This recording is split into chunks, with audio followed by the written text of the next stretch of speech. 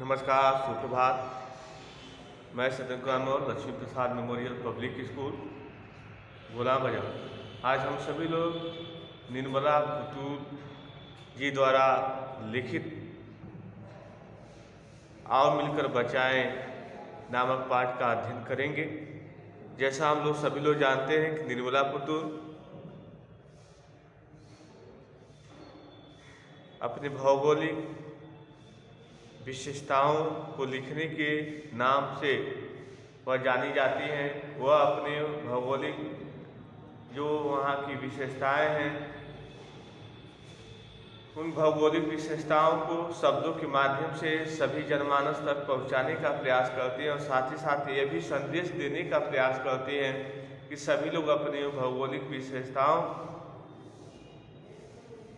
इत्यादि में वह ढलने का प्रयास करें और उसे एक संस्कृति के रूप में बचाने का भी प्रयत्न करें और उसी हिसाब से ढल के अपने जीवन यापन करने का प्रयास करें।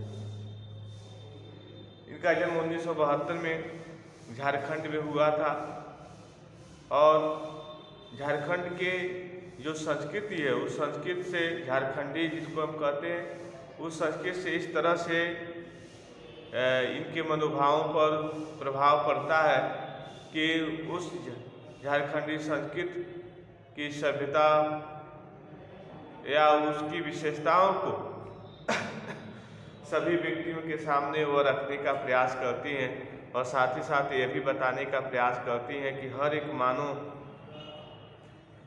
को किसी न किसी प्रकार की जो वातावरणीय विशेषताएं होती हैं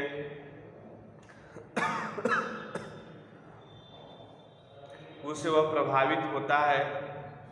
कहीं न कहीं उसका झुकाव किसी वातावरण की तरफ ज़्यादा होता है। वैसे तो सभी वातावरण, सभी जगह की भौगोलिक स्थितियां बेहतर होती हैं। सभी वहाँ के स्थानीय मानव उसी भौगोलिक स्थितियों में रहने का प्रयास करते हैं।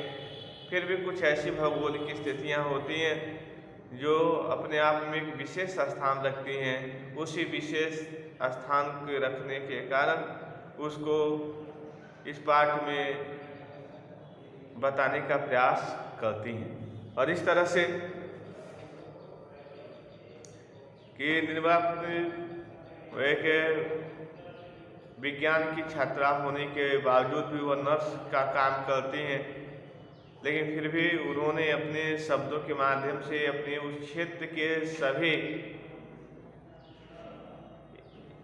विशेषताओं को इस पाठ में वह बताने का प्रयास करती हैं। आइए देखा जाए, आओ मिलकर बचाएं तो किसको मिलकर बचाने की बात करती हैं? अपनी सभ्यता, अपनी संस्कृति को, अपनी परंपराओं को, अपने लोक मर्यादाओं को, सदियों से चलने वाले उस विश्वास को वह बचाने की बात कर रही है। तो अपनी बस्तियों को, पहली लाइन क्या है? अपनी बस्तियों को बचाने के लिए निर्मला पुतूल कह रहे हैं कि बस्तियां जो आधुनिकता के नाम पर इस तरह से आबो हवा में बहती चली जा रही हैं, ढलती चली जा रही हैं, बस्तियां जो नंगी होने से, बस्तियों को नंगी होने से अर्थात जो परंपराएं, जो कल्चर, जो संस्कार पहले दिखते थे उन बस्तियों में, आज वह सब चीज़ें कहीं दिखाई नहीं देती हैं। शहरों की आबो हवा से बचाएं और इस तरह से जो शहर है उस शहरों की जो आबो हवा है, जो शहरों का जो आबो हवा मतलब रहन सहन, शहरों के लोगों में किस तरह का रहन सहन है, उन शहरों का जो रहन सहन है वह निर्मला पुतूल जी यह बताने का प्रयास करती हैं कि शहरों की जो आबो हवा है, जो रहन सहन है, वह हमारे बस्तियों के लोगों पर इस तरह से पड़ रही है कि यह लोग शहरों की तरह से ढलने का प्रयास कर रहे हैं, जिससे इनके जो जीवन शैली है वह नंगी होती जा रही है। अर्थात यह नए को अपनाने के चक्कर में अपने पुराने मान्यताओं को भूलते जा रहे हैं, अर्थात छोड़ते जा रहे हैं। बचाए डूबने से पूरी की पूरी बस्ती को। इस तरह से सभी बस्ती के लोग यदि इसी तरह की मानसिकता में ढलते चले जाएंगे और अपने प्राचीन चीज़ों को छोड़ के नई चीज़ों को अपनाने का यदि प्रयास करते चले जाएंगे तो इस तरह से पूरी की पूरी जो बस्तियां हैं वह डूब जाएंगी। अर्थात बस्तियों के डूबने का मतलब है लोगों के जो मानसिक जो वैचारिक स्तर हैं वह बदल जाएंगे, और लोग जब वैचारिक स्तर से जब बदल जाएंगे तो अपनी जो लोग सदियों से चलती आ रही जो परंपरा है, जो विशेषता है झारखंडी प्रदेश की, उससे वह लोग विरक्त हो जाएंगे, अलग हो जाएंगे, और इस तरह से वह नए को न तो पूर्णतः अपना पाएंगे और न ही पुराने को अस्वीकार कर पाएंगे। और इस तरह से जिस समाज में होगा वहाँ की जो मर्यादा है वह खोखली होती चली जाएगी, संस्कार टूटते चले जाएंगे, परंपराएं नष्ट होती चली जाएंगी। इस तरह की भावना के माध्यम से निर्मला पुतुल जी बताती हैं।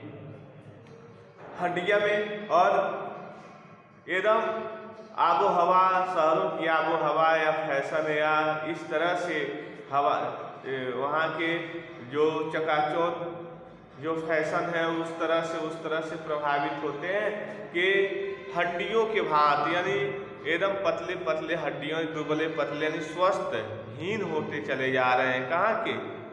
बस्तियों के लोग शहरों की आबो हवा को इस तरह से जीवन में उतारते चले जा रहे हैं कि वह धीरे धीरे वह अत्यंत क्या होते चले जा रहे हैं, कमज़ोर होते चले जा रहे हैं। और इस तरह से वह इसमें बताने का प्रयास करती हैं। अपने चेहरे पर संथाल परगना की माटी का रंग, जो पहले उनकी पहचान किससे होती थी? संथाल प्रदेश के, संथाली प्रदेश कहाँ? झारखंडी में।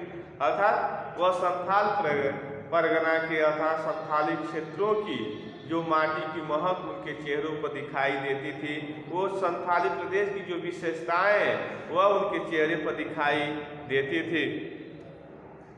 और भाषा में झारखंडीपन, और जो उनके जो जुबान थी, जो उनकी पहचान थी वह झारखंडीपन था। अर्थात वह अपने विचारों को झारखंडी भाषा में रखने का प्रयास करते थे। और इस तरह से हम यह देखेंगे कि वह जो शहरों के आबो हवा है, शहरों का जो आधुनिकता है, उस आधुनिकता के बस में इस तरह से वशीभूत होते हैं कि वशीभूत होने के कारण वह उनके अंदर जो शहरों के जो विशेषताएं हैं वह धीरे धीरे अपनाने लगते हैं। इस तरह से काफ़ी जो स्वस्थ थे वह स्वस्थहीन होने लगते हैं, दुबले पतले होने लगते हैं। और जो उनके चेहरे पर संथाल परगना की माटी के जो रंग दिखाई देते थे, जो उनकी एक पहचान थी संथाल परगना की, अब जो उनकी भाषा जो झारखंडी हुआ करती थी, आज वह सब उनके अंदर देखने को नहीं मिल रहा है। अर्थात वह सब चीज़ें दिखाई नहीं दी। ठंडी होती दिनचर्या में, जो आज की जो दिनचर्या है वह दिन पर दिन ठंडी होती जा रही है। और इस तरह से लोग अपनी जो विशेषताएं हैं वो विशेषताओं से विमुख होते जा रहे हैं, और नई विशेषताओं को अपनाते समय वह धीरे धीरे उनकी जो उत्साह है वह दिनचर्या मतलब या उत्साह से उनका जो उत्साह वह धीरे धीरे सिकुड़ता जा रहा है, सिमटता जा रहा है।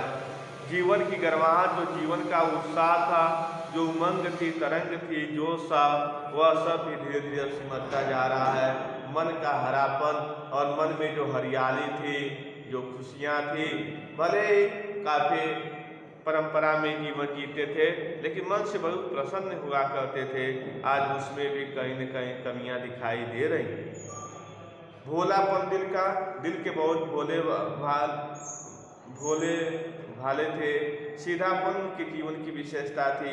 आज उसमें भी अक्कड़पन, जुझारूपन भी, जो उनके अंदर अकड़ने की, किसी बात को लेकर अकड़ जाते थे और कठिनाइयों से जूझने की जो क्षमता थी, आज यह सब उनके जीवन से धीरे धीरे विरक्त होता जा रहा है, अर्थात अलग होता चला जा रहा है। तो पहले फिर से देखें कि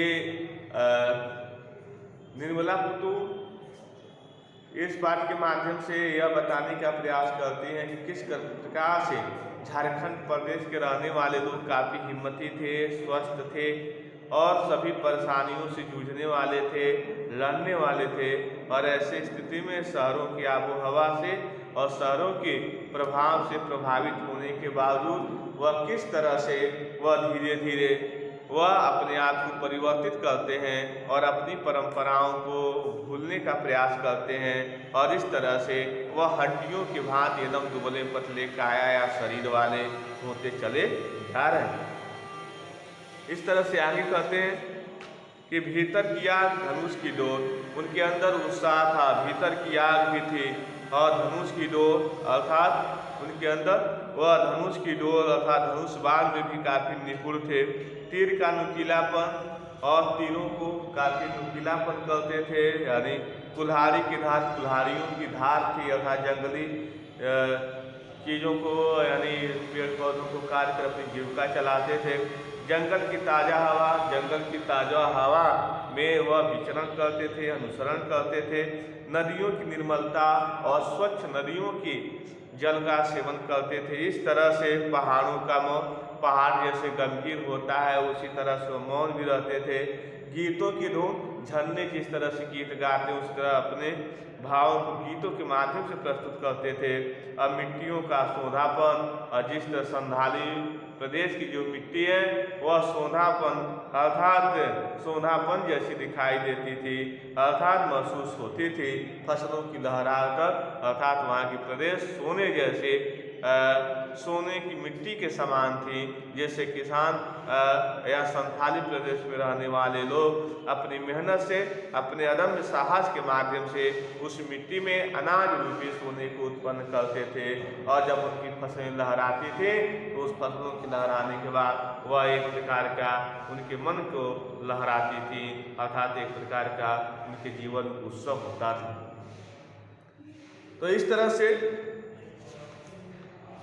आइए फिर से थोड़ा सा देखा जाए तो हम ये देखेंगे कि आओ मिलकर बचाए कविता में दोनों पक्षों का यथार्थ चित्रण है। अब दोनों पक्ष क्या होते हैं तो एक बृहत्तर संदर्भ में यह कविता समाज की उन चीज़ों को बचाने की बात करती है। यदि हम विस्तृत विचारधारा में देखें तो यह कविता समाज की उन चीज़ों को बचाने की बात करती है। किन चीज़ों की बचाने की बात करती है? जिनका होना स्वस्थ सामाजिक प्राकृतिक परिवेश के लिए जरूरी है। जिनका होना स्वस्थ सामाजिक प्राकृतिक परिवेश के लिए जरूरी है। प्रकृति के विनाश के लिए और विस्थापन के कारण आज आदिवासी समाज संकट में है। प्रकृति के विस्थापन को देखें या उसका विनाश के कारण आज भी आदिवासी समाज काफ़ी संकट में है। जो कविता का मूल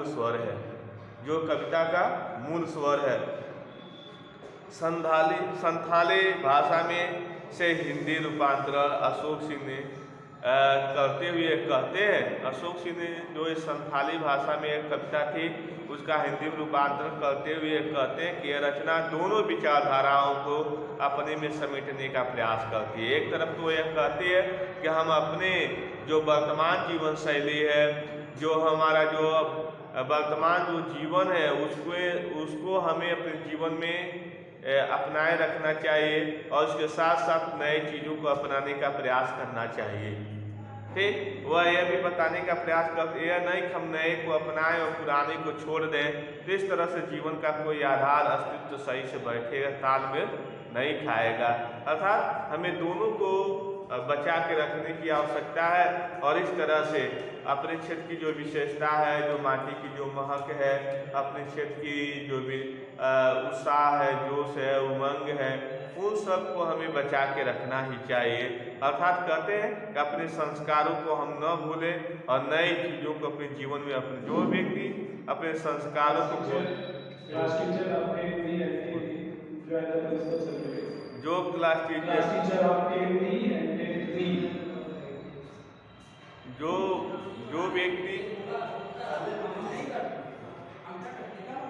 जो व्यक्ति अपने परंपराओं को संयोजित करके और नई परंपराओं को अपनाता है वही व्यक्ति सही ढंग से अपने जीवन को क्रियान्वित करता है, सही मार्ग पर ले जाने का प्रयास करता है और आने वाली जो पीढ़ियां होती हैं, ऐसे ही व्यक्ति के जीवन को अपने जीवन का एक उद्देश्य बनाकर उसके बताए हुए रास्ते पर चलने का प्रयास करती है। और आगे हम कल के वीडियो में आपको बताएंगे कि इस पाठ से हमें क्या शिक्षा मिलती है।